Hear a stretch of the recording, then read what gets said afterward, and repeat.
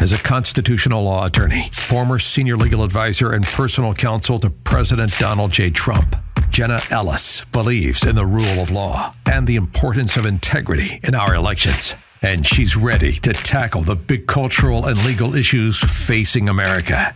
This is the Jenna Ellis Show. Here is your host, Jenna Ellis. Hello, friends, and welcome to another episode of the Jenna Ellis Show. Well, 2024 is just around the corner, and a new voice has entered into the presidential race. If you have not heard of Vivek Ramaswamy, you really need to get to know him, and I think you are going to agree with his message, regardless of whether you are a Trump supporter, you're a DeSantis supporter, or you are someone else. You need to get to know Vivek. I am a huge fan, and I think that the more that we can diversify and deepen the Republican bench heading into 2024, the better. So listen to this. Legacy Precious Metals is the company that I trust to give you good and patient counsel for investing in your retirement. The Biden administration has caused a financial crisis, and they have no clue how to fix it. Oil prices have skyrocketed, and when oil prices go up, not only do your expenses go up, but the cost of transportation and shipping spikes, leading the prices of goods to rise. And we are already seeing record inflation. That's the last thing that we need. Our economy is in trouble, and you need to take steps to protect yourself. If all your money is tied up in stocks, bonds, and traditional markets, you may be vulnerable. So gold is one of the very best ways to protect your retirement. No matter what happens, you own your own gold. It's real, it's physical, and it's always been valuable since the dawn of time. Call Legacy Precious Metals today at 866-528-1903 or visit them online at legacypminvestments.com. That's legacypminvestments.com, where you can download the free investor's guide. You can also go to my Facebook page, Jenna Ellis. I am a public figure on Facebook, and I just posted yesterday a really great interview with the president of Legacy Precious Metals, who is discussing why you need to start your retirement account even if you're in your 20s or 30s. There is always a great time to protect your retirement and invest, just like you want to protect your health over the long term.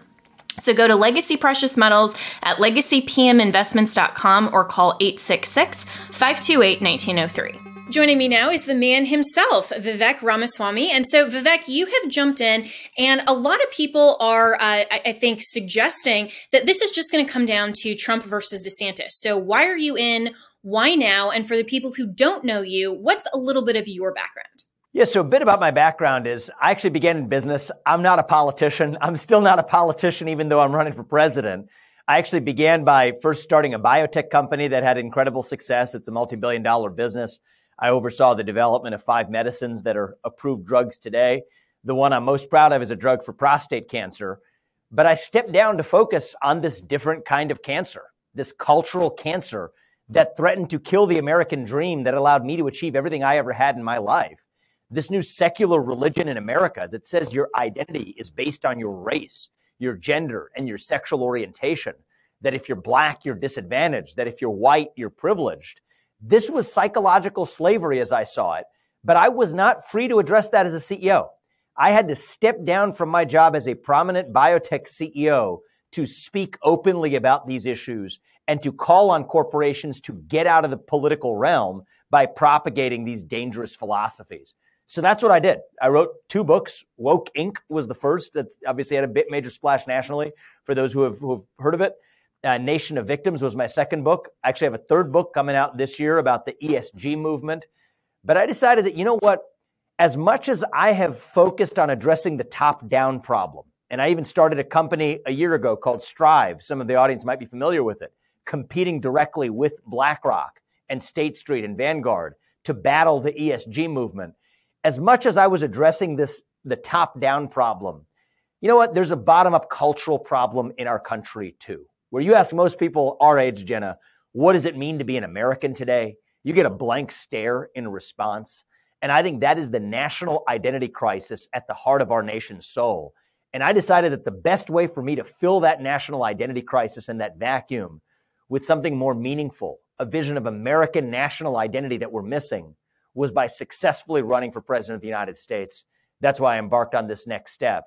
And I think that as one of the leaders, and if I may say so, I think you know this about me as well, I have been on the front lines of the battle against wokeness for the last 3 years, even before it was popular in the Republican Party. As much as that's important, we need to now go upstream and actually solve the problem by addressing this identity crisis, this hunger for purpose and meaning and identity in America with a vision of what it actually means to be American. And I think those are the ideals that set this nation into motion 250 years ago, from merit to free speech to democratic self-governance over aristocracy. And I'm running for president to revive those ideals, and I believe we'll succeed.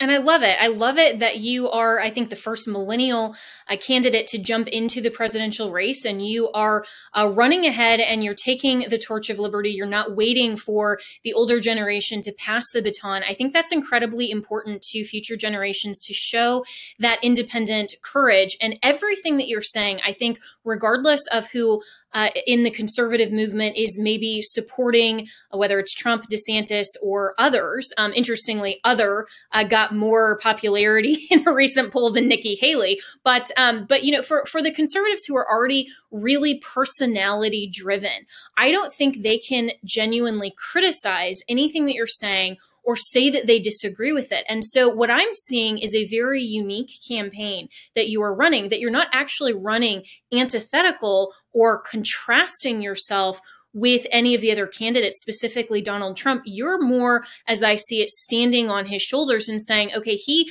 paved a great path from 2016 on. And now let's be, as I've heard you frame it on Twitter, America First 2.0. So for those who are watching, who are maybe saying, well, wait a minute, I am not going to pledge loyalty to anyone else other than my specific personality preference in the current Republican Party, what would you say to them about why they should support you instead? I think we all pledge loyalty. Most people watching this, I do, Donald Trump does, to America. That is what we care about. It is America first that we stand for.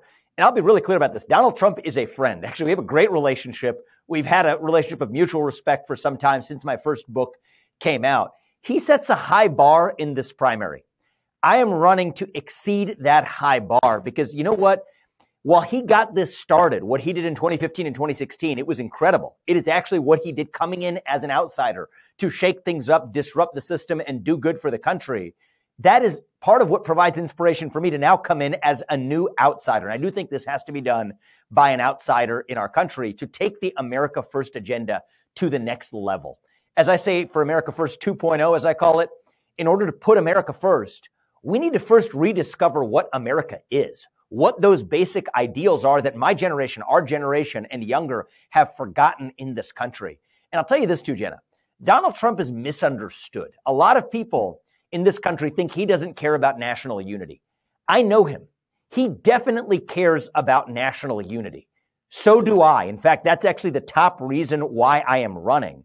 But the question is, who can actually deliver it? If it was going to be delivered by Donald Trump or anyone else, it would have already been done. And I think Trump cares about this. I care about this. I think most people in this program, listening to this program, I hope care about it too. There's this conversation about a national divorce. I think that is totally the wrong direction to go. And once we have a national divorce, the Constitution ceases to exist. People need to remember that. We don't want to go the direction of a national divorce. We want to go the direction of reviving one nation, e pluribus unum, on the other side of this. And the way I do it isn't by saying we show up in the middle and hold hands and sing kumbaya and compromise. No. The way we deliver national unity is by embracing the extremism, the radicalism of the ideas that set America in motion, the radicalism of the ideas of what it means to be American. That is how we deliver national unity. And I just think that my only reason for not supporting Trump, but instead getting in this race, is that I still care about that ideal of unity, to build on Trump's legacy, on the inspiration he provided, to view him as a friend, I hope even as an advisor who I will take guidance from as every step of the way, to actually deliver on that goal of national unity for the next generation of Americans, which is what I think we all care about in this country. And I'm also unafraid to go a little further. Okay, maybe it's easier for me to do because I'm younger. Maybe it's easier to do because I'm first generation and I don't have white skin. Maybe it's just easier for me to do because I don't care about criticism. But I have committed to end affirmative action in America. That's something that can be done by executive order. Every president since Lyndon Johnson, including Republican presidents, could have done it. by canceling Lyndon Johnson's order that requires race-based quota systems in the government and among government contractors. Nobody crossed it out. That's the first thing I'm going to do in office. I'm the only Republican who has been explicit about the fact that I will abandon climate religion in this country. You're not supposed to say that out loud. I will. Most Republicans say it in private. I'm going to not only say it in public, but deliver on it as the next president. I mean, think about protecting the border. We say that till we're blue in the face. What does that mean? I'm the only candidate, as far as I know, that has expressly stated my intention to use the U.S. military to secure the border and, yes, to decimate the cartels. That's how you actually protect the United States as the U.S. military, is protect our land, our soil from the cartels and the fentanyl crisis that we experience, not fighting a pointless war somewhere else. And so in a certain sense, I'm taking what Trump did and going to the next level with this, in part because I can, and in part because, you know what, I think that's actually what's going to create a unified nation on the other side of it. And so I hope that gives people a sense that I'm not running against Trump.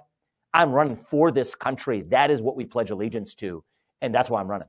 Yeah, 100%. And so did you have a conversation with Donald Trump, your friend, before entering the race? You know, it's funny. We spoke not that long before I entered the race. I was having at dinner at Mar-a-Lago with another friend. Trump, of course, shows up, and you know he loves spending time with me. We ended up having a good exchange. He came straight to our table, and then I actually ended up having to catch a flight to go back and see my son. So I had to bail out a little bit early. But there were other people around, and that was when I was still thinking about. You know, I hadn't made a full final decision yet. And so we haven't spoken since I announced, though, you know, I'm sure we'll get together for lunch or dinner before long. And hopefully on the debate stage as well. And I think that will be a very interesting forum. And especially as you're advancing these perspectives, you know, Vivek, you're talking about how President Trump did a lot, but I think in a lot of people's minds, there were things that he could have done in addition. And it's not to say that every candidate in office and anyone who has only 4 years, and especially with the battles that he was facing, but people can always kind of Monday morning quarterback and say you could have done more. But even looking at the current state of the Republican Party, which, you know, Donald Trump is the de facto leader currently of the Republican Party, there is a hesitancy to address a lot of these issues that you are boldly championing. And you have been over the last 3 years, especially in ESG and DEI context and in the entrepreneurial framework and in all of these things that you're suggesting. But then on the flip side, you have people who are already supporting Ron DeSantis, even though he hasn't even announced yet and has said he's not even contemplating it till after the legislative session. But I'm seeing, and the one criticism that I've seen of Ron DeSantis for me personally was how he handled the Walt Disney issue and the Disney company by, in my view, legally First Amendment retaliation against a company that was expressing their constitutionally protected right to engage in opposition of the legislature. And so you see some of these people, and even Ron DeSantis himself, who are pushing for winning at literally any cost, which can be in the same vein as national divorce, undermining the U.S. Constitution as well. So how do you see that with Ron DeSantis and some of his supporters that basically are saying, you know, go woke, go broke, and it doesn't matter what you have to do, government has to step in and win at all costs? So this is where I view my role in the race, Jenna, to see these issues with clarity. I mean, Politico criticized me as the intellectual godfather of the anti-woke movement. They meant that as an insult. I take it as a badge of honor. I think the New Yorker said something similar. I think we got to see these issues with clarity. And while I'm really grateful, I spoke to the Republican Governors Association very recently. I've spoken to the Republican caucus of the House of Representatives in Congress. They've been great foot soldiers in the fight against wokeism, and I really respect what he and others have done in their respective states. But I think we need to take this to the next level and really see what's going on with deep clarity, because these are complicated issues. And I think we need a president who isn't just going through the motions, but actually understands the essence of what's happening. So let me just give you one example, right? We talk about big tech censorship. I tell conservatives, don't even call it that. That's not what it is. It is government tech censorship, where the government is using private companies through the back door to get done what they couldn't get done through the front door under the Constitution. So if it's state action in disguise, then the Constitution still applies. That's why these companies ought to be bound by the First Amendment. Not because they're too big, not just because we call them woke. It's because they're actually doing the government's own dirty work through the back door. And there's great Supreme Court precedent on this that respects the Constitution to say that if a state actor is deputizing a private party to do its dirty work, then the Constitution still applies. Great case law on this going back 100 years. Same thing in the ESG movement. Actually, a lot of what you're seeing today is not the invisible hand of the free market. It is the invisible fist of government, where John Kerry gets banking CEOs to sign a so-called climate pledge that stopped them from drilling in the Arctic and so on. Not because it's unlawful, but because they were pressured and even coaxed by the government into doing it. Again, that's state action in disguise. So that's why I think it's really important for somebody who's the next president of the United States to take on this woke epidemic.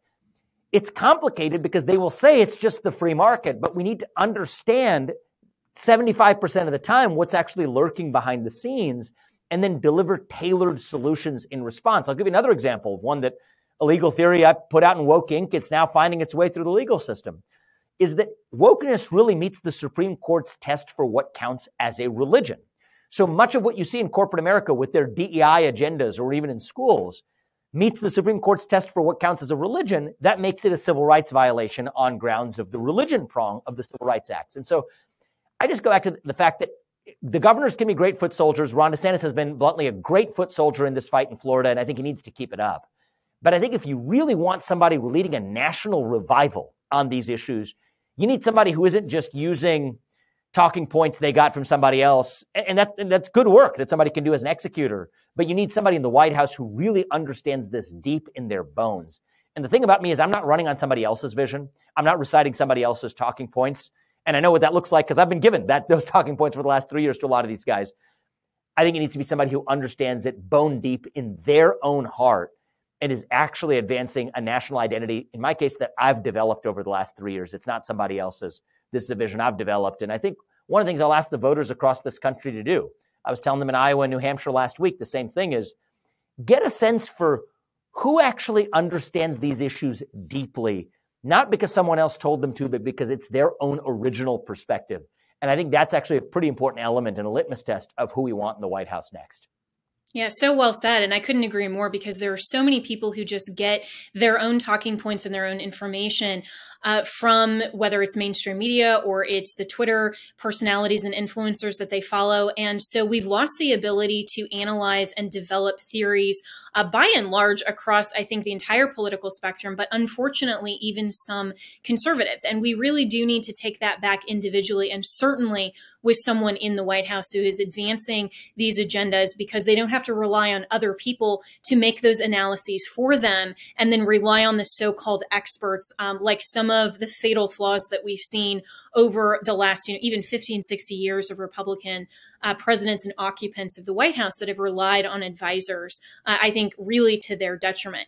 But in just the last about 5 minutes that I have here with you, Vivek, they're also, speaking of the Twitterati, there have been a lot of immediate pushback on you personally for some of the criticisms that people are suggesting that, you are aligned with George Soros or you were a young leader of the World Economic Forum and, you are one of these total globalists in, rhino clothing and some of these. So for the people who are skeptical or maybe they're just seeing kind of this Twitterati attack, address those concerns if you would.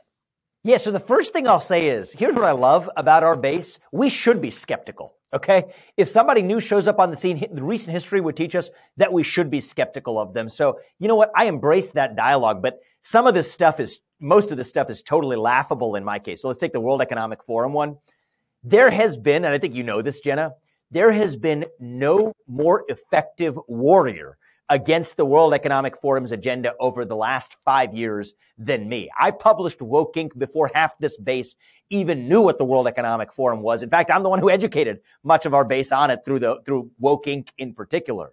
Now, I'm not just talking about it. I'm actually fighting it in the market, right? I'm the only person who actually started a company that is now managing nearly $1 billion in less than a year after launching, in a faster slope of launch than JP Morgan when they got into the same line of business, using shareholder power to tell companies to knock it off with this agenda.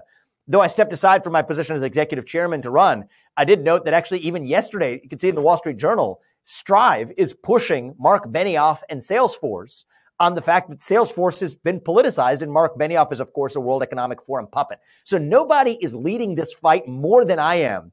And you know what? I am happy. I'm grateful that more people now in our base are seeing the problems that I've been pointing out. Now, the funny thing about the World Economic Forum is they have a bad habit of putting prominent people and giving them awards on their websites, even if they didn't accept it. My only interaction ever with the World Economic Forum was repeatedly rejecting their attempt to give me an award. They put me on their website anyway, just like Elon Musk and Peter Thiel and other successful people who also reject their agenda. So I think it's worth understanding that this might be how the World Economic Forum tries to actually corrupt our base by creating the perception that if you're going to pick two people, if I didn't, other than myself, I'd put Elon Musk on that list too. Applaud what he's doing at Twitter.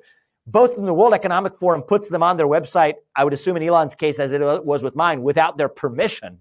And, somehow that being a basis for some mudslinging amongst our own Twitterati, I think that's the wrong way to go. But bottom line, not only is that a lie, it actually gives me an opportunity to highlight everybody, go back to see what I've done. Go back to see the book that I wrote with Woke Inc. I was actually the person who led educating our base on this, and I intend to continue that all the way through the White House. The George Soros thing, that's hilarious. I was 25 years old, and I got a scholarship to go to law school, funded not by George Soros, but by some relative of George Soros, who partially funded a scholarship that I took at the age of 25 to help pay for law school. You don't know why I did it? Because I'm smart. That makes a lot of sense when you're 25 years old to pay for law school. The funny part to me is actually a lot of the same people don't point out the fact that Donald Trump took a $160 million loan, not from some relative of George Soros, but from George Soros. And I don't hold that against Donald Trump. I don't think anybody else should too, because you want to know what? That's business. And so I think that we need to get beyond this biographical mudslinging and get back to the content of what people stand for, what they're actually doing, and what have they actually done. And I think that reveals, why bluntly, when you take about this global battle against the World Economic Forum agenda or the ESG agenda, that's why I'm proud to say I've been leading the way on this, and I expect to continue leading the way on this, not just through the market solutions that I've developed, but also now through this presidential campaign and hopefully through my presidency. But I do want to say I'm not criticizing the people who ask questions. To the contrary, I'm going to tell them, continue being skeptical. We need to be skeptical. If the last few years have taught us anything, it's that we can't believe what we're told at face value. You need to go in and confirm that for yourself. So I applaud that at every step. And actually, I'm right there with you. Yeah, and I've seen you do this throughout, even before you started your campaign for running for president, that you've engaged a lot of people's questions on Twitter, and you're still doing that as a presidential candidate. Unlike a lot of these other accounts that are run by someone else, or they only post original things and kind of don't just ignore the comments. You're actually willing to engage people's sincere questions, and I think there's a difference between asking a sincere question versus saying, "Oh, look, your name appears on a website, so therefore I'm jumping to the conclusion and nothing you can say can convince me otherwise." That's the difference between being a skeptic and someone who is just receiving information and drawing a conclusion from it. And so for the people who have questions to Vivek, you run your own Twitter, and I've seen that, and you are willing to engage questions. And, I've had the same thing in, my very less stellar career than yours, but, I've even had that where people have put me up on a website and then I've gotten calls from reporters saying, hey, what's your association over here? And you must have done X, Y, Z. And they're drawing then a whole line of breadcrumbs to a conclusion that they want to spin. And I have to say, well, wait a minute, I didn't even know that my name was up there to begin with until you let me know that. So I think that is a very reasonable justification, and anyone in your position or anyone in the public eye can certainly say, these are things that were not approved, and you have some reasonable basis that I think people should genuinely consider, and to consider on the merits what you're saying. I think a lot of people are just really concerned and maybe hyper vigilant to draw any sort of inference that anyone is connected in any way, shape, or form to anyone else that they don't prefer. And I think that that's just, one, it's unreasonable, and two, they're not waiting for the explanation before jumping to a false conclusion. Thank you, Jenna. There's two pieces to it. One is, somebody might have had an association before and changed their mind and have changed their position. And I respect that. Right. It turns out this isn't the case for me. Is actually, not only is there not an association, I have outright rejected that agenda and been the number one warrior against it. And actually, I had a good exchange with Glenn Beck on this. I appreciated him saying this on air. I didn't know that Glenn Beck himself had also been named on the World Economic Forum's website without his knowledge too. So between Elon Musk, Glenn Beck, myself, these are some of the greatest warriors against that agenda. I think actually, if people are really being skeptical, they might want to ask what's going on with the World Economic Forum, trying to do that without people's permission, but I embrace that attitude of being healthily skeptical. Ask questions, get to truth. And I think it's something we're missing in America today is the loss of truth as a value. Okay, that is what the modern woke left's assault is on itself. It's not just on this racial agenda at the heart, the gender ideology. It's a rejection of truth itself. And I think the loss of faith has played a role in this. I think the loss of national identity has played a role in this. But I think that the revival of truth is something that we miss in America. And you know what? Free speech and open debate is part of the process of getting to truth. So even if people are saying things that I disagree with, I still think they should have the right to say it. In fact, I embrace that. That's part of what America's about, because free speech is a precondition for truth. And I think truth is the ultimate goal that we're missing as part of our national identity, too.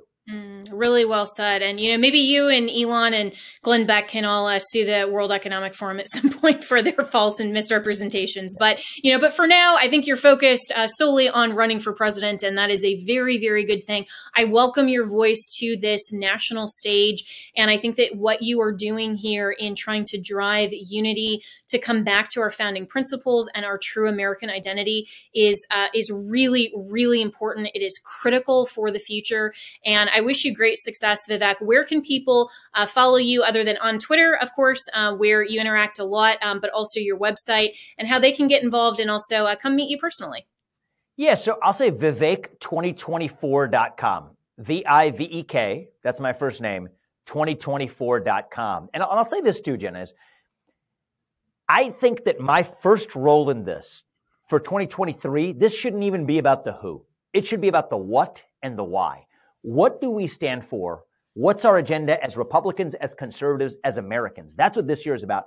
Next year is about the question of the who. Who's going to be the best standard bearer? And so even if you're not sure who you're going to vote for, I mean, if people made a $1, a $5, I don't need big dollars. We just want to build a movement here, grassroots, $1, $5, whatever it is, to at least make sure these issues are elevated in 2023. I intend to be on that debate stage in a prominent spot. The more small dollar donors we get, the more likely is that is to happen, and advance the agenda. Then in 2024, it's up to the voters to decide who's the best standard bearer for that agenda. Is it Trump? Is it DeSantis? Is it me? Is it somebody else? But save that question for next year. But I'll ask this year, Vivek2024.com. I appreciate everybody going. And even before you've decided whether or not you want to vote, decide whether you want to see me prominently elevate these ideas on the debate stage. That's the next milestone for every one of these campaigns. And I think good things are going to happen if we make that about the what rather than about the who. Well said. And I certainly want to see you on that debate stage, and hopefully we'll have many more conversations. You're a weekly guest on my radio show. Everyone tune in to American Family Radio Network from 8 to 9 a.m. Eastern. And generally on Wednesdays, you can hear a segment with me and Vivek, and it's always really important issues, and you can get to know him even more. So, you know, consider, who do we want on that debate stage? I don't want just one person. I want to see a wide, deep Republican bench, because we are carrying the torch of liberty. And I think that we have a strong and bright future if we all are championing so many different people that are rising up and are saying the America First agenda matters. So thank you so much, my friend. Wish you the best and talk to you soon. Thank you.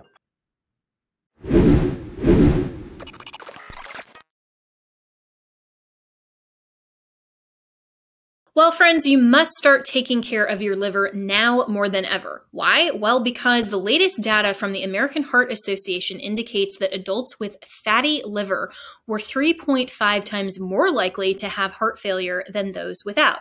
The American Liver Foundation says that 100 million Americans have fatty liver, which means many people are still at risk. We throw everything at our livers: cholesterol, alcohol, toxins, Tylenol, statins, cigarettes, you name it. That's why so many of us have a sluggish, fatty liver that makes us gain weight and lose energy. For decades now, your liver has helped you with over 500 key functions every day. So it's time to help your liver and give back. Here's the solution: Liver Health Formula, an all-natural supplement which contains 12 clinically proven biobotanicals that help recharge and protect your liver. Manufactured right here in the USA and approved by American doctors. You can try Liver Health Formula and receive 5 free gifts when you order today. First, you'll receive a free bottle of nano-powered omega-3 to keep your heart healthy. You will also get 4 free ebooks to support every aspect of your health. So try Liver Health Formula today by going to getliverhelp.com/Jenna and claim your 5 free bonus gifts. So that's getliverhelp.com/JENNA. Legacy Precious Metals is the company that I trust to give you good and patient counsel for investing in your retirement. The Biden administration has caused a financial crisis, and they have no clue how to fix it. Oil prices have skyrocketed, and when oil prices go up, not only do your expenses go up, but the cost of transportation and shipping spikes, leading the prices of goods to rise. And we are already seeing record inflation. That's the last thing that we need. Our economy is in trouble, and you need to take steps to protect yourself. If all your money is tied up in stocks, bonds, and traditional markets, you may be vulnerable. So gold is one of the very best ways to protect your retirement. No matter what happens, you own your own gold. It's real, it's physical, and it's always been valuable since the dawn of time. Call Legacy Precious Metals today at 866-528-1903 or visit them online at legacypminvestments.com. That's legacypminvestments.com, where you can download the free investor's guide. You can also go to my Facebook page, Jenna Ellis. I am a public figure on Facebook. You need to start your retirement account even if you're in your 20s or 30s. There is always a great time to protect your retirement and invest, just like you want to protect your health over the long term. So go to Legacy Precious Metals at legacypminvestments.com or call 866-528-1903.